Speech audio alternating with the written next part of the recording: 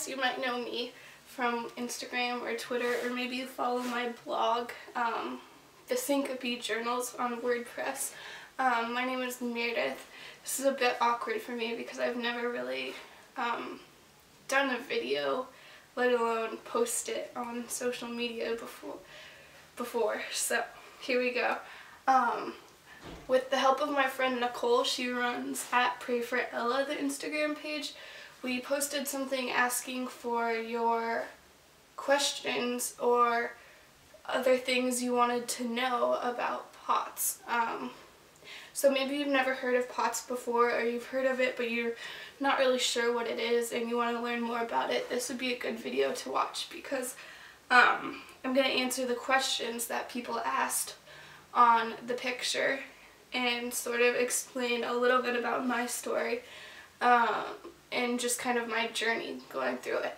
POTS is considered a rare disease, so before I start with all the questions, I thought I'd take a minute to let you guys know that today is National Rare Disease Day, and globalgenesproject.org is putting on a project to basically raise awareness for rare diseases. There's a bunch of rare diseases and not a whole lot is known about them, so they're hoping that people will wear blue jeans to sort of wear that you care and raise more awareness for these. Okay, so to start with the questions, I'm just going to go in the order that they were asked.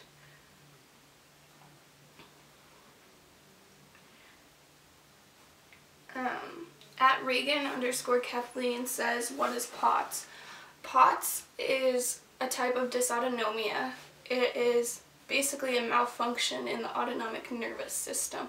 Lots of times people get confused and think that POTS is a heart condition, and although it does affect the heart, it's not necessarily a heart condition. It's more neurological than anything because your autonomic nervous system kind of affects your whole body, really, but it's not just a heart condition. POTS stands for Postural Orthostatic Tachycardia Syndrome.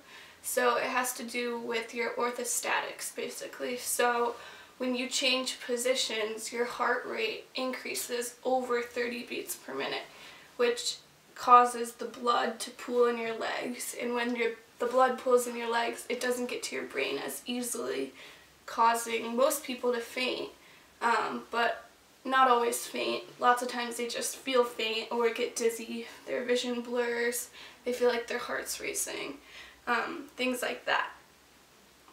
So at Hannah Hearts Music asks, what causes POTS? POTS can be caused by a lot of things, actually. You can be born with POTS, although that's pretty rare.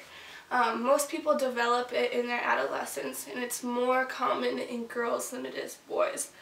POTS can be brought on by a viral infection, so being sick for a long period of time can sort of throw your autonomic system off kilter.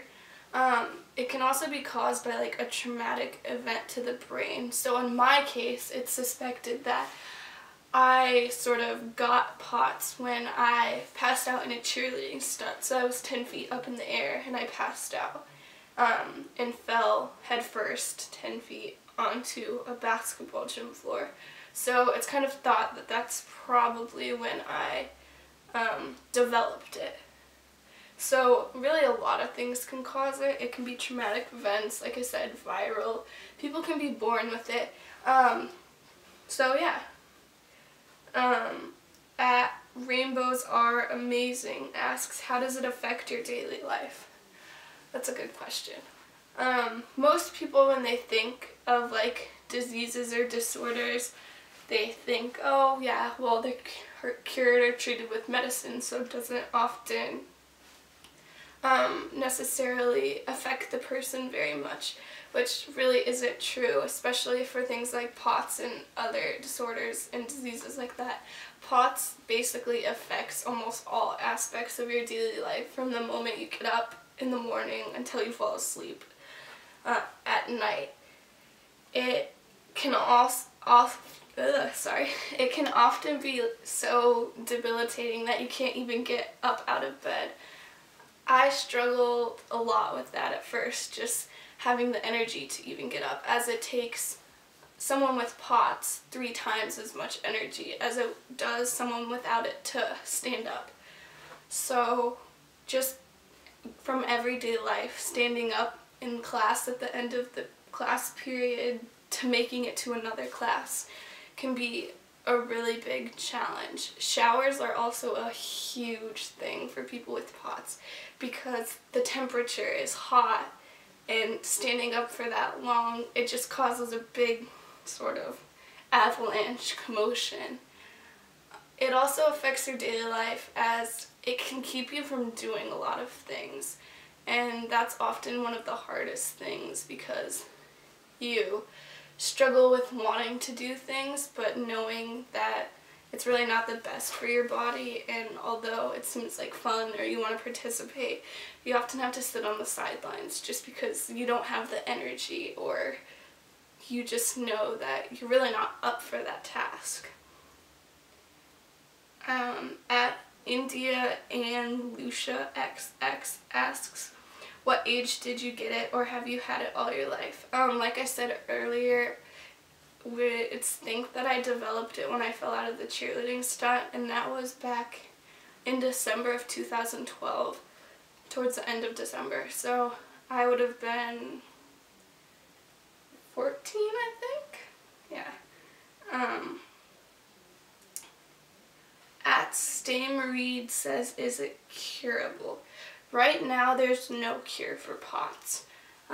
There's ways of treating it, but those aren't always 100% effective. There's a lot of different ways you can go about treating it. Medicines are the most common. POTS is different for each person. It affects them differently as far as like their symptoms and how bad it is.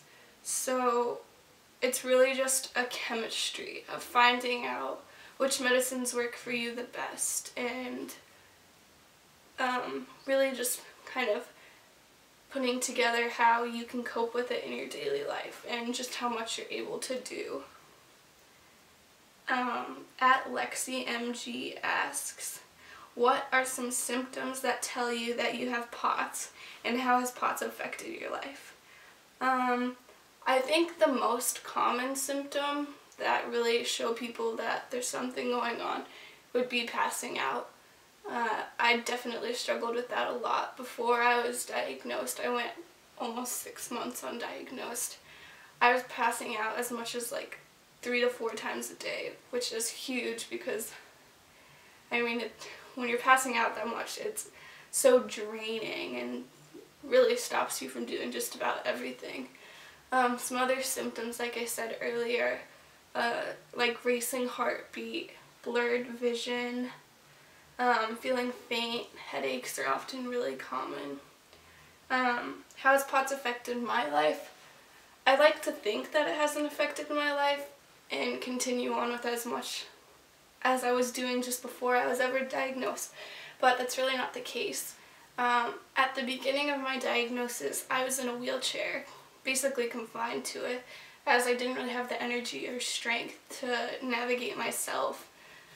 So it definitely affected my life then. I've come a long way since then, as I obviously no longer use a wheelchair except for my bad days, and I'm able to sort of cope and keep up with what it takes to maintain as much as I can. Now, granted, everyone has their bad days with it, and some days I do feel like the world's coming to an end for me, or that I'd rather just lay in bed all day. But I've learned that you can't do that, and although it'd be nice to lay in bed all day, you have to keep yourself motivated and get up and keep going, because one of the most life-altering sort of things to do with POTS is to let it win or take over and control your life.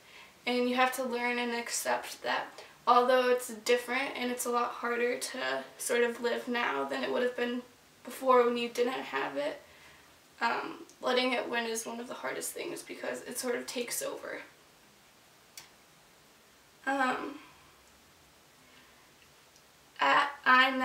075 asks, how does it affect your diet? That's also a really good question. During the first months, I'd say probably the first 6 months of POTS, my diet wasn't really affected. I kept basically a normal eating routine and really didn't have any problems with it, but towards the last 3 months of my journey with it, I developed gastroparesis, which is paralysis of the stomach, and that's also very common in people with POTS, is to develop gastroparesis. So that's definitely been a challenge as far as keeping up with my diet and everything, as some days you just don't want to eat because your stomach hurts so bad, or some days you're unable to eat. I definitely don't have gastroparesis as bad as most people that suffer with it, so I'm kind of lucky in those terms. I think that's about it. Let me check. At Manders01 asks, what does blood pooling in your legs feel like? I don't think I really know. Usually I'm quick to pass out when the symptoms come on, so the only thing I feel is dizziness, and then I'm kind of out like that. So you don't really have much time to think, oh yeah, the blood's pooling in my legs. You're usually just kind of already dizzy, not enough to really pay attention to the symptoms. So I guess I don't really know the answer to that. But yeah, I really appreciate you taking your time to watch this video, and I hope that it provides you some answers and maybe gives you more information or insight onto POTS in general. If you didn't already know, you can follow my blog to keep up with my journey and everything. It's www.thesyncopejournal.wordpress.com. I'll figure out a way to link it down below in the description box. And then my Instagram and Twitter are at Meredith Kathryn. It's MERIDETH, and then Kathryn, KATHRYN. I really appreciate it, like I said earlier, and I hope that this did provide you with some comfort or answered your questions. So thanks for watching.